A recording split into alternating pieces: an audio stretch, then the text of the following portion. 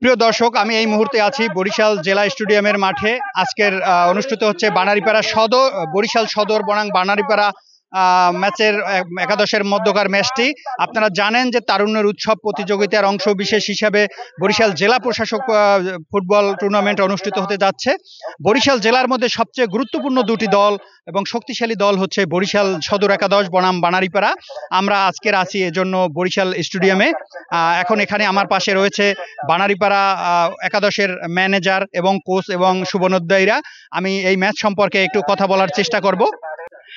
আমি এই মুহূর্তে কথা বলবো আমাদের বানারীপাড়া একাদশের ম্যানেজার এবং কোচ দুই পাশে রয়েছে। আমি সর্বপ্রথম কোচের সাথে কথা বলবো, তাদের টিম নিয়ে তার চিন্তা ভাবনা কেমন। প্রিয় বর্দা, শফিকুল ইসলাম বর্দা কিছু বলবে। ধন্যবাদ। আজকের বরিশাল সদর বনাম বাণিজ্য উপজেলার মধ্যে খেলা একটি প্রথম ম্যাচ হচ্ছে।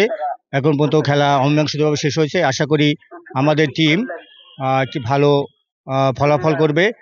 আপনারা জানেন যে দুই টিম একটি শক্তিশালী এবং আমাদের এই টিমে যারা আসছে সবাইকে আমরা ধন্যবাদ জানাই। বাণিজ্য উপজেলার সকলকে আমরা ধন্যবাদ জানাই আজকের এই টুর্নামেন্টে অংশগ্রহণ করার জন্য। ধন্যবাদ।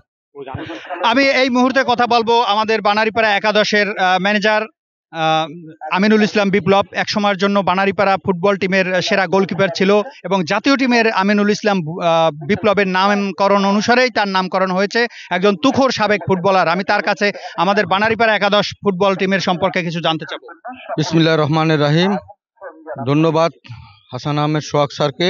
আজকের যে ফুটবল ম্যাচ এতক্ষণ পর্যন্ত আমরা উপভোগ করেছি, প্রথম অর্ধেক গোল শূন্য ড্র হয়েছে, তাতেই বুঝতে পারছেন আমাদের টিম কতটা শক্তিশালী। মুহুমুহু আক্রমণের মাধ্যমে আমরা ইতিমধ্যে অনেকগুলো আক্রমণ করতে সক্ষম হয়েছি। শেষ পর্যন্ত আশা করি এখন পর্যন্ত আমরা জয়লাভ করেই বাড়িতে ফিরবো। এই বলে আমি আপনাকে ধন্যবাদ জানাচ্ছি।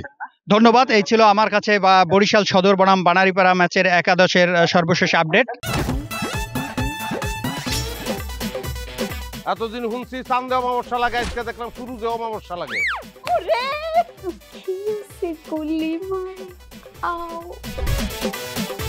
আপনার নামটা? আমার নাম লাবণ্য। এটা ধরেন। এইটা কি? সোলেমানি আংটি। ভয় পেলে নাকি সিরিয়াস?